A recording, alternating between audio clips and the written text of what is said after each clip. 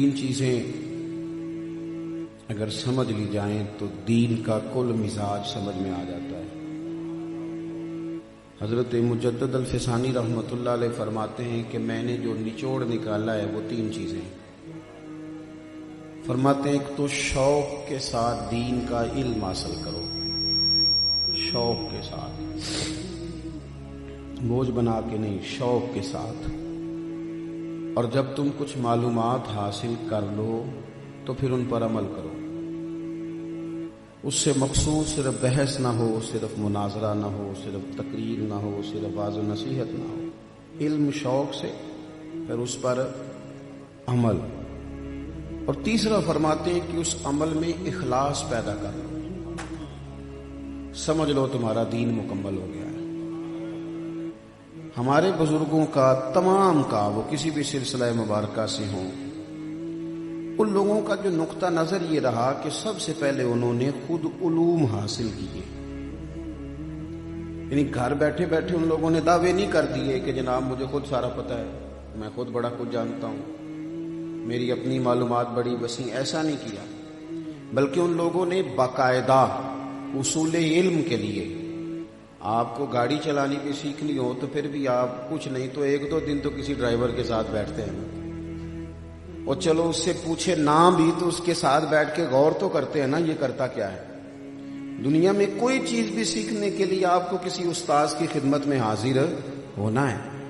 علوم دینیا کے حصول کے لیے کتب سے وابستہ ہو یا صحبت علماء اختیار کرے یا باقاعدہ درسیات کی طرف پڑھے، لیکن کچھ شوق سے حاصل کیا جائے۔ ہماری طبیعت یہ ہے، تقریر سننے کے شوقین ضرور ہیں، اشعار سننے کے شوقین ضرور ہیں، کوئی اچھی بات طبیعت سے ٹکراتی ہے تو دل پہ اس کا اثر بھی محسوس کرتے ہیں، لیکن باقاعدہ سیکھنے کا مزاج نہیں بناتے۔ باقاعدہ کچھ سیکھنے کا، جیسا حضرت شاہ صاحب کہہ رہے تھے کہ حضرت شاہ صاحب رحمۃ اللہ نے یہاں دروس کا سلسلہ شروع کیا، باقاعدہ پڑھنے پڑھانے کی انہوں نے طرح ڈالی اور نظم کے ساتھ وہ کام کرتے رہے۔ اپنی زندگی میں تھوڑا سا شوق پیدا کریں کہ میں نے کچھ سیکھنا ہے۔ میں بڑی ذمہ داری سے آپ سے عرض کرتا ہوں، اگر طلاق کے مسائل زیادہ نہیں، صرف 2-3 گھنٹے شادی سے پہلے، اور زیادہ دن نہیں، 2-3 دن صرف کسی عالم کے پاس جا کے نکاح کے، طلاق کے، پاکی پلیدی کے مسائل سیکھ لیے جائیں تو میں آپ کو بڑے انشراح صدر سے عرض کرتا ہوں کہ اگر ہمارے ہاں طلاق کی شرح 100% ہے تو یہ چند فیصد رہ جائے گی۔ لوگوں کو مسائل نہیں آتے تو گھر اجڑ جاتے ہیں۔ اگر انہیں مسائل آتے ہوں، آپ کو پتہ ہے محبوب نے دینی علم کو کتنی اہمیت دی ہے، صرف وظیفے کو نہیں، صرف چلے کوئی نہیں، صرف عبادت کوئی نہیں۔ اللہ کے محبوب علیہ السلام فرمانے لگے ایک گھڑی کے لیے علم سیکھنا، کتنی دیر کے لیے؟ ایک لمحہ تم نے سیکھنے میں اگر گزارا تو یہ ساری رات عبادت کرنے سے تمہارے لیے زیادہ درجے والا ہو گیا ہے۔ اور اس سے مراد عالم کا ٹیسٹ کرنا نہ ہو، میں پتہ کروں ان کو مسئلہ آتا ہے کہ نہیں۔ اس سے مراد یہ بھی نہ ہو کہ آج میں تقریر میں مسئلہ سن کے جاؤں گا پھر اپنے محلے کے امام کو جا کے تنگ کروں گا کہ وہاں تو یہ بات ہوئی تھی آپ نے کیوں نہیں بتائی۔ نہ یہ ہو کہ میں بحث مباحثہ کروں گا سیکھنے کے لیے۔ ایک بہت بڑی بات کی ہے نبی پاک صلی اللہ علیہ وسلم، ہر بات ہی حضور کی بڑی ہے، لیکن اس عنوان پر اللہ کے حبیب علیہ السلام کا جو ارشاد ہے وہ بڑا ہی سمجھنے والا ہے۔ محبوب فرمانے لگے اے اللہ میں اس علم سے تیری پناہ مانگتا ہوں کہ جو علم تو ہو پر نفع والا نہ ہو، جس سے میں خود نفع نہیں اٹھا سکا میرے بھائی، اس سے میں آپ کو کیا نفع دوں گا۔ علم کا مطلب ہے کہ آپ سمریں، آپ میں تبدیلی آئے، اس علم کی روشنی میں آپ اپنے معاملات کو ترتیب دیں۔ میرے پاس نکاح کا مسئلہ پوچھنے، اب جس کے پاس بھی مولوی سمجھ کے لوگ جاتے ہیں تو اس میں زیادہ مسئلے طلاق کے ہیں، زیادہ مسئلے طلاق کے، لوگوں کو پتہ نہیں ہے۔ اگر پتہ چل جائے، اب وہ اسٹامپ پیپر والا کیا کرتا ہے، اس نے بھی 3 طلاقیں پکی لکھ کے رکھی ہوئی ہیں کمپیوٹر میں، وہ جو آتا ہے وہاں درج کرا کے سائن کرا دیتا ہے۔ حالانکہ طریقہ تو یہ تھا کہ ایک طلاق دی جاتی، 1 مہینے کے بعد پھر دوسری دی جاتی، تاکہ اگر کوئی سوچنے کا موقع رہتا تو گنجائش رہتی۔ 3 طلاقیں اکٹھی لکھی ہیں، بلکہ تاکیدیں ہیں، طلاق کے ثلاثہ دیتا ہوں اور پھر آگے طلاق طلاق طلاق۔ पक्की लिख के रख दी। मसला पूछने लोग आते हैं, मेरे भी बच्चे हैं, बहन भाइयों के भी बच्चे हैं, मेरे जिम्मे तो हाँ ना में जवाब देना है ना। लेकिन एक दिन छोटा सा बच्चा बेचारा 4-5 साल उम्र, वो भी साथ आ गया मसला पूछने। 3 तलाकों का मसला पूछा। तो मैंने कहा भी अब तो ये तलाक हो गई, अब तो ये अलग अलग है। तो वो सब लोग खामोश हो गए, जाने लगे। तो वो बच्चा मेरे करीब आके सादा सा देहाती बेचारा, और उसके कपड़े बताते थे कि घर में गरीबी है। तो मेरे कपड़े पकड़ के कहने लगा, मौलवी साहब मेरी अम्मा कहती सी पूछ के आया जे, फिर हुण मेरी अम्मी ते अबू ने लहदा लहदा ही रहना है। तो तड़प गया मेरा दिल। वो रात रोटी नहीं खाई जा सकी। लेकिन फिर मुझे गुस्सा आया अपने आप पे कि हमने भी उस तरह जद्दोजहद नहीं की लोगों को मसाइल बताने। हमारे यहाँ भी तकरीरों में वो बात होती रही जिसमें जरा नारे तगड़े लगे, जिसमें जरा वो हमारा नकीब कहे कि जंजदा मजमा में तो चौक के देता है, अंजदा ही रखना जी। आज तो मैं लुट के आ गया महफिलो, महफिल लुटी दे नहीं, महफिल को कुछ दई दे। ये तू क्या फलसफा बयान कर रहा है कि मैं लुट के लैन दी महफिल, ये किस तरह का अंदाज। तो खुदारा दीनी उलूम पर तवज्जो करे। और ये इल्म इतना खूबसूरत है, इतना ठंडा है, इतना मीठा है कि नबी पाक ने मस्जिद में आके देखा 2 महफिलें सजी हुई हैं। ये शुक्र करे अल्लाह के आपके यहाँ उर्स मनाया जा रहा है तो तकरीरें हो रही हैं, नातें हो रही हैं, वरना तो कई जगहों पे कुछ भी नहीं होता इस तरह का, कोई दीनी महफिल नहीं सजती। बस ठीक है, क्वालिश वाली कराओ, छुट्टी हो गई। इल्ला माशाअल्लाह महबूब मस्जिद नबी में आए, 2 महफिल देखी। एक तरफ लोग बैठ के जिक्र कर रहे थे, अब कितनी आला बात है अल्लाह को याद करना, और एक तरफ बैठकर लोग दीन की बात कर रहे थे। एक सिखा रहा था, बाकी सीख रहे थे। दोनों के बिल्कुल बीच खड़े होके हुजूर ने फरमाया, मजलिसें दोनों खैर वाली हैं, महफिलें दोनों खैर वाली हैं, लेकिन फरमाया मुझे चूंकि उस्ताद बना के भेजा गया है, लिहाजा मैं उस महफिल में बैठूंगा जहां इल्म की बात हो रही है। तो अब उम्मती के लिए ज्यादा बेहतर क्या है कि उसके महबूब जहां बैठे हैं वो भी वहां जाके बैठे। जुमे में वक्त पे आए, वक्त पे आए। आपका खतीब एक आयत की तर्जुमा तो करेगा ही ना, वो चले घंटे की तकरीर में एक हदीस सुनने को मिलेगी तो कुछ ना कुछ तो नफा होगा। इल्म का ज़ौक अपनी तबीयत में लाएं और उसकी तड़प हो। आप ये चस्का लगा लेना कभी हुजूर की हदीसों का, तो ये भी चस्का है। नहीं समझ आई आपको मेरी बात? अगर ये चस्का लग जाए तो ये भी चस्का है। निरा शेरों का चस्का नहीं होता, निरा सुरीली आवाज का जायका नहीं होता। ये भी अगर सुरूर लग जाए ना, और अगर ना समझ आए तो इमाम बुखारी से पूछो, ना समझ आए तो इमाम मुस्लिम से पूछो। सारी रात गुजर जाती थी हदीसों में, नींद ही नहीं आती थी। हुजूर के जो फरामीन है ना, एक एक बात कभी खोलोगे ना, आप यकीन करो, कभी हदीसें पढ़नी बंदा शुरू करे तो यूं लगता है मदीने वाले सारी बातें मेरे साथ ही कर रहे हैं, ये सबक मुझे ही पढ़ाया जा रहा है। यानी इस तरह महसूस होता है कि एक नौजवान मुझे कहने लगा जिंदगी का मकसद कोई नहीं मिलता, वो मकसद हो जाए। मैंने कहा तू हुजूर की कोई एक हदीस पढ़ना। वो कहने लगा मेरे कोर्स में एक है। तो मैंने कहा ये भी मकसद बन जाएगी। कुछ अल्फाज हदीस है ना किताबों में। कहने लगे वो जो हदीस है कि तुम में से बेहतर वो है जो लोगों के लिए बेहतर है। तो मैंने कहा लो इन 2 जुमलों पे जिंदगी गुजार लो, इरादा कर लो कि मैंने माँ बाप के लिए भी बेहतर बनना है, उस्तादों के हक में भी बेहतर बनना है, मशाइख का भी पूरा फर्माबरदार बन के बेहतर बनना है, दोस्तों के हक में भी बेहतर बनना है, पड़ोसियों के हक में भी बेहतर बनना है, मोहल्लेदारों के हक में भी बेहतर बनना है, ससुराल वालों के हक में भी बेहतर बनना है, दीनदारों के हक में भी बेहतर बनना है। लो सारी जिंदगी इस एक हदीस पे गुजार लो। महबूब की तो बातें इतनी शानदार हैं, उनमें कभी गुम होके देखो, और अगर ये चस्का लग जाए तो शाह बकीउद्दीन इब्ने मखलद कहते हैं मैं अपने उस्ताद से हदीस पढ़ता था तो सुरूर जरा बढ़ गया। कैफ जरा उस्तादों से बातें सुनता ना, मैं बुलबुले खुश लहजाए गुलजार नबी हूं, मीठी मेरी बातें हैं, मैं नमक खारे नबी हूं। तो वो जरा ना जायका लग गया, चस्का लग गया बात का। क्योंकि ये लोग अपनी तो करते नहीं, ये तो हुजूर की करते हैं। انہی کی محفل سوارتا ہوں، چراغ میرا ہے رات ان کی، انہی کے مطلب کی کہہ رہا ہوں، زبان میری ہے بات ان کی۔ تو اس میں یہ ہوتا ہے، یہ مہربانی کریں جی، آپ نے تو اتنی مجھے دعا ملی ہے شاہ صاحب سے، تو میں تو سعادات کی برکات لینے آیا ہوں، آپ اس چکر میں نہ ڈالیں ہمیں، اللہ آپ کو جزائے خیر۔ یہ پیسے جیب میں رکھیں، ارے ویسے بھی پہلے آپ ہی کھلاریے پھر آپ ہی کٹھے کریے، یہ کس طرح کا مثلا سلسلہ ہے؟ ایک بندہ کھلار دے تو چار پھر انہوں نے کٹھے کر دیں۔ اللہ آپ کو خوش رکھے، اب میری بات سنیں، اللہ آپ کو برکات عطا فرمائے۔ شاہ بقی الدین ابن مخلد کہتے ہیں چسکا لگ گیا کہ میں نے حدیث پڑھنی ہے۔ میرے استاد کہنے لگے پتر تیرا ظرف بڑا ہے، تیرے اندر پیار بڑا ہے، تو نہ بغداد چلا جا امام احمد بن حنبل کے پاس۔ ہمیں تو ہر جمعے گھر میں حدیثیں ملتی ہیں نا، تو پھر بھی کچھ لوگ ہیں جو کہتے ہیں مولوی صاحب ٹائم تھوڑا رہ گیا، جمعے ٹائم ہو گیا، گھڑیاں دکھاتے ہیں۔ کہتے میں بغداد کے لیے نکلا اور امیر ماں باپ کا بیٹا تھا، کشتی پہ بیٹھا، رستے میں طوفان آ گیا، کشتی ٹوٹ گئی، کچھ لوگ بیچارے شہید بھی ہوئے۔ کہتے ہیں میں ایک جزیرے پہ چلا گیا، 1 مہینہ پتے کھا کے گزارا کیا، پھر ایک کشتی آ رہی تھی، انہوں نے مجھے دیکھ کے اشارہ کیا، اس میں بیٹھا بغداد پہنچا، تینوں لب دیا آپ ہی گواچے، سانو اپنی خبر نہ کوئی۔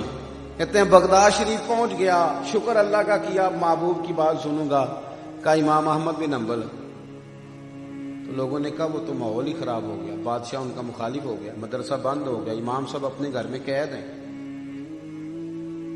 ہمیں بھی آج کل شاگرد مرید ملتے ہیں، پر وہ ٹیلی فون کرتے ہیں استاد جی میں آ گیا، تیار ہو جاؤ، اور اگر کوئی 20 منٹ کسی کو ویٹ کرنا پڑ جائے تو مولوی صاحب کا انتظار کرے، یہ کیسے ہو سکتا ہے؟ الٹا مولویوں کو میری طبیعت بعض اوقات بڑی شدت میں آ جاتی، ہمارے مدرسے میں تو رواج ہی نہیں، ہم نہیں بچوں کو بھیجتے ختم شریف پہ، پابندی ہے۔ ایک آدھ جگہ پہ جانے کا موقع ملا، کہیں سے بچے آئے ہوئے تھے، تو وہ کیا کہہ رہے ہیں، وہ گھر والے وہ کہہ رہے ہیں پتر 2 سپارے اور پڑھو، اجے دیگ لیٹ ہے۔ بڑا مجھے تکلیف ہوئی، میں نے ان سے کہا کہ اگر آپ کے گھر میں بچی کا کوئی رشتہ دیکھنے آئے، بیٹے کا رشتہ دیکھنے آئے، کوئی ایم پی اے صاحب آئے، کوئی ویسے مہمان آئے، کبھی آپ نے کہا ہے کہ آدھا گھنٹہ بیٹھے، ابھی ہمارا کھانا دیر لیٹ ہے؟ ہو سکتا ہے آپ یہ لفظ ادا کریں؟ کیا مطلب ہم نے سمجھ لیا دین کو، اور کیا ان لوگوں کا ہم نے حال کیا ہے۔ میں نے کہا چلو ٹھیک ہے، یہ 2 سپارے پڑھتے ہیں، آپ بھی سارے گھر والے آئیں، 2 آپ بھی پڑھے، آپ ادھر بیٹھے۔ آپ نے پابندی لگائی ہے پورا قرآن پڑھو، اور میرے نبی پاک نے فرمایا قرآن پاک اتنی دیر پڑھو جتنی دیر تمہارا دل جمے، جب طبیعت نہ جمے تو چھوڑ دو۔ آپ نے کیسے پابند کیا پورا قرآن پڑھنے پر؟ کس دلیل کی روشنی میں طلباء کو پابند کیا؟ بس جی وہ چونکہ قاری صاحب بیچارے کمیٹی کے پابند ہیں اور بچے قاری صاحب کے پابند ہیں، تو ان مشکلات سے نکالیں اپنے آپ کو۔ شکایت ہے مجھے یا رب خدا بندان مکتب سے، سبق شاہی ہے بچوں کو دے رہے ہیں خاک بازی کا۔ اور اقبال کہنے لگے گلا تو گھونٹ دیا اہل مدرسہ نے تیرا، اب کہاں سے آئے گی صدا لا الہ الا اللہ۔ تو باہر نکلے، توڑے یہ سارے لوگوں نے جو زنجیریں ڈال دی۔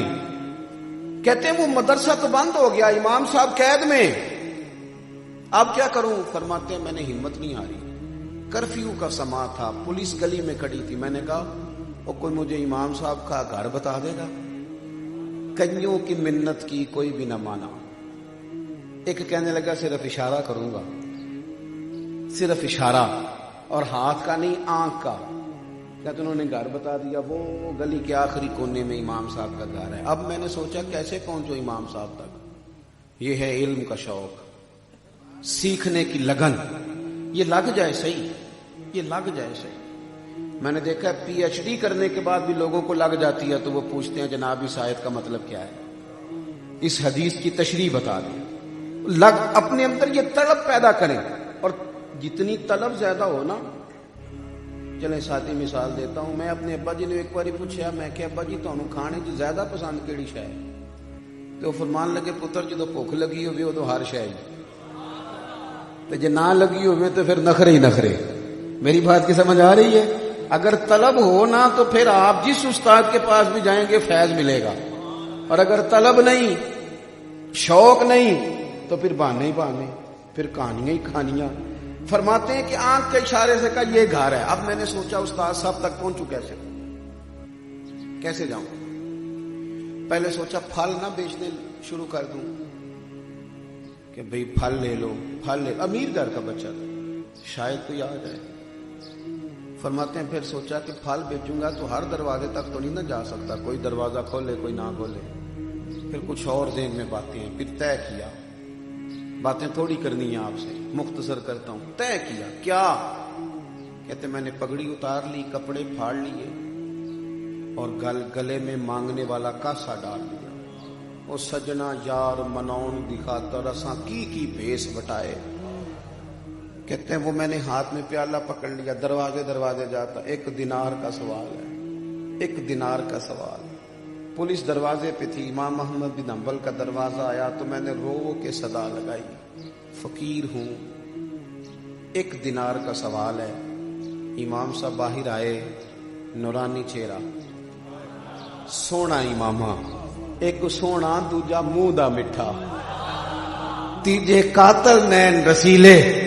کہتے ہیں کہ وہ اس کیف کے ساتھ باہر تشریف لائے اور جب انہوں نے آ کے 1 دینار میرے پیالے میں ڈالا تو میں تو رو ہی پڑا.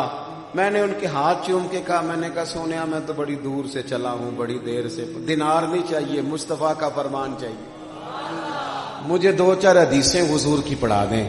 فرماتے ہیں امام صاحب کی آنکھیں بھی بھار آئیں. فرمایا اس حال میں؟ کہ حضور میں روز مانگنے آؤں گا فقیر بن کے، سجنا یار منون دی خاطر اساں کی پیس بٹائے. کہتے میں خیرات بن کے، سوالی بن کے روز جاتا، 1 دینار امام صاحب ڈالتے اور چند حدیثیں بھی پڑھاتے. کہتے ہیں پھر جب میں بیٹھ کے رات کو یاد کرتا تو میری روح معراج کرتی، حضور کے فرمان پڑھتا تو باطن پہ نور اترتا. فرماتے ہیں اس کیف سے میں سبق پڑھتا رہا، سالوں بیتے، حالات بدلے. تلک الایام نداولها بین الناس، رب دن پھیر دیتا ہے لوگوں کے بیچ. فرماتے ہیں نیا بادشاہ آ گیا. وہ امام صاحب کا عقیدت مند تھا، اس نے مدرسہ پہلے سے بڑا بنایا، امام صاحب کو بٹھایا مسند تدریس پر. کہتے ہیں پھر ہم نے بھی کپڑے بدل لیے، امامہ باندھ لیا. جب میں پہلے دن حاضر ہوا نا، مدرسے میں رش بڑا تھا تو مجھے دیکھ کر امام احمد بن حنبل کھڑے ہو گئے. فرمایا آ جا، باقیوں نے تو دین سیکھنے کے لیے سیکھا ہے، تو نے تو مانگ مانگ کے مجھ سے حضور کا دین لیا ہے، تو آگے آ جا یار. شوق پیدا کریں گے انشاءاللہ. نہیں طالب علم نوجوان بولے پڑھیں گے انشاءاللہ تعالی. آپ کوشش کریں گے کہ آپ کتاب و سنت کی طرف بڑھیں، فروغ علم کی کوشش، فروغ علم کی. اور اگر آپ کوئی میڈیا بھی چلاتے ہیں تو ضروری تو نہیں کہ کسی کے لطیفے کو آپ آگے بھیجیں جو صحیح سند کے ساتھ روایت آپ تک پہنچے، کسی مستند عالم کی طرف سے اس کو ذرا آگے پہنچائیں، ابلاغ میں اپنا کردار ادا کریں. دوسری بات، پھر اس کے فوراً بعد جو بات آتی ہے نا علم کے عمل کی، وہ ہے تقوی، پرہیزگاری. تقوی کا مطلب نماز پڑھنا نہیں، روزہ رکھنا نہیں، حج کرنا نہیں. نماز پڑھنے والا نمازی ہے، حج کرنے والا حاجی ہے. گناہ سے بچنے والا متقی ہے. جو محتاط زندگی گزارنے کی کوشش کرے اسے متقی کہا جاتا ہے. تقوی کا مطلب احتیاط سے جینا، محتاط ہو کے. یہ جو بزرگ تھے نا ہمارے، ان کی زندگیاں محتاط تھیں. میرا ایک ذاتی تجزیہ ہے کہ جو پیر ساتھ عالم بھی ہو نا، اس کی کرامتیں تھوڑی مشہور ہوتی ہیں، تھوڑی ہوتی ہے. لیکن جو اللہ خیر کرے، جنہوں نے دعا کے لیے بھی مولوی صاحب ہی رکھے ہو ساتھ، کہتے ساڈے پیر صاحب جی دعا بھی نہیں منگتے. میں کون ہوندی نہیں، انہوں کسی مدرسے پاؤ تاکہ اسے آ جائے کوئی دعا شعا کرنی، اسے آتی نہیں بیچارے کو. کہتے وہ دعا بھی نہیں مانگتے. اگر ساتھ عالم ہو تو کرامتیں کیوں کم ہوتی ہیں؟ اس لیے کہ عالم نے کوئی بھی بات کرنی ہے تو احتیاط سے کر دیں. اس نے دیکھنا ہے کہ جو کہنے لگا ہوں قرآن و سنت میں اس کی کوئی دلیل بھی ہے، پیچھے کوئی مضبوطی بھی ہے. لیکن جو جاہل ہے جو مرضی کرتا رہتا ہے. شاید اسی لیے کسی نے کہا تھا جڑے محرم راز حقیقت دے او تے راز حقیقت کھول دے ہی نہیں. اے جنہ ویکھیا نہیں او کرن گلاں، او جنہ ویکھ لیا او تے بول دے ہی نہیں. جنہیں ویخ لیا وہ تے بول دے ہی نہیں. تو یہ سمجھ لیں آپ کہ جہاں طریقت کے ساتھ علم کی چھاپ ہے وہاں تسلسل ملے گا آپ کو کتاب و سنت کا. اور جہاں آزادی ہے ساری وہاں کوئی پوچھنے والا ہی نہیں. جس کے جو من میں آتا ہے وہ کرتا ہے. تقوی، احتیاط، اپنی زندگی میں محتاط زندگی گزاریں. اگر آپ کیمرے کم چلائیں، موبائل کم دیکھیں اور مجھے زیادہ دیکھیں تو میں نے بڑی جلدی بات سمیٹنی ہے. یہ سچی بات ہے کہ میرا خیال ہے کہ شاید یہ آج پہلا موقع ہے کہ معراج شریف کے موقع پہ میں گھر سے باہر ہوں. ورنہ ہمارے حاجی صادق صاحب فرمایا کرتے تھے پتر ورے دینہ دے دیر کار ہی رہی گئے. لوگ آتے جاتے ہیں نا، ہمارے پاس بھی سالانہ ہوتا ہے. نہیں آپ بنائیں ضرور، لیکن یہ کہ توجہ میری طرف رکھیں. موبائل پہ ویڈیو ضرور بنائیں، منع نہیں، پر میری طرف تو دیکھو نا یار. اس کی طرف تو انہیں کول ہی رہنا ہے تو میں ٹر جانا ہے. بھائی اتنی سی بات ہے، آپ تھوڑی توجہ کریں. زندگی غیر محتاط نہیں گزارنی. غیر محتاط روٹی کھا کے بھی بندہ بیمار ہو جاتا ہے. زندگی احتیاط والی، حلال حرام کی تمیز، جھوٹ سچ کا خیال، ادب آداب کے ذائقے. شریعت نے نا امور رکھے. جو بات آپ کی والدہ کے ساتھ ہے وہ لہجہ بیوی کے ساتھ نہیں ہو سکتا. اللہ نے وہ ضابطے رکھے. جو انداز والد کے ساتھ ہے ادب کا وہ اکثر چھوٹے بھائی کے ساتھ نہیں ہوتا. ہم نے بس محتاط جینا ہے. شریعت ہمیں کہتی ہے کہ تقوی سے، متقی ہو کے. حضرت عمر فاروق رضی اللہ تعالیٰ عنہ نے حضرت ابی بن کعب سے کہا تھا یہ جو اللہ تعالیٰ قرآن پاک میں بار بار تقوی کی بات کرتا ہے تو یہ تقوی کیا ہے؟ تو حضرت ابی بن کعب رضی اللہ تعالیٰ عنہ بڑے عالم تھے، احادیث مبارکہ پر بڑی نظر تھی.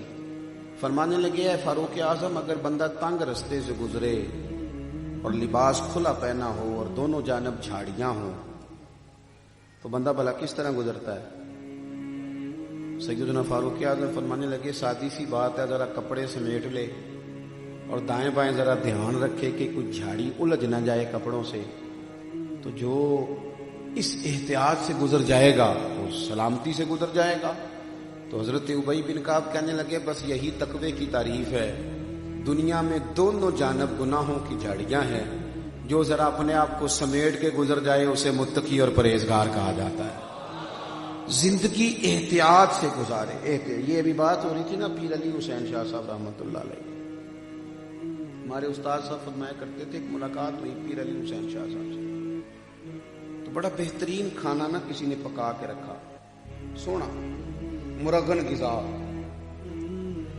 سمجھ لیں چھوٹا گوشت اور بڑے اچھے مسالہ جات. تو جب وہ آ کے سامنے دسترخوان پہ چنا نا تو پیر صاحب، پانی بھی رکھا ہوا تھا جگ میں ساتھ، تو پیر صاحب نے نا وہ پانی ڈال دیا سالن میں. فرمانے لگے اتنا مزے کا کھانا بندہ کھائے تو زیادہ کھایا جاتا ہے، پھر وہ نیند لاتا ہے. زبان کے ذائقے نفس کی خواہشات بڑھاتے ہیں. یہ کھاؤ روٹی بھی تھوڑی کھائی جائے گی، عبادت بھی زیادہ کرنے کا موقع ملے گا. یہ احتیاط ہے، یہ احتیاط ہے. اب تو میرے بھائی پرواہ کوئی نہیں. پیروں کے شہزادے اور جناب ان کے لاؤ لشکر اور ان کے عشرت قدے، مرید بیچارے کو میسر نہیں مٹی کا دیا بھی. اور پیر کا گھر بجلی کے چراغوں سے ہے روشن. اور یہ بھی کہا اقبال نے کہ مرید سادہ تو رو رو کے ہو گیا تائب، کاش اس پیر مغاں کو بھی مل جاتی توبہ کی توفیق. اللہ کرے اب یہ بھی کبھی توبہ کر جائے. مرید تو بڑا رویا ہے، اس نے تو بڑی توبہ کری. تو ہمارے بزرگ محتاط اب جب بندہ محتاط زندگی گزارتا ہے دنیا میں، محتاط وقت ضائع نہیں کرتا، اللہ کے حضور حاضری دیتا ہے، پھر اسے قیامت میں انعام کیا ملے گا؟ جو میں نے خطبے میں آیات پڑھی. ایک تو علم سیکھے، عمل کرے، تقوی میں رہے، پھر انعام کیا ہے؟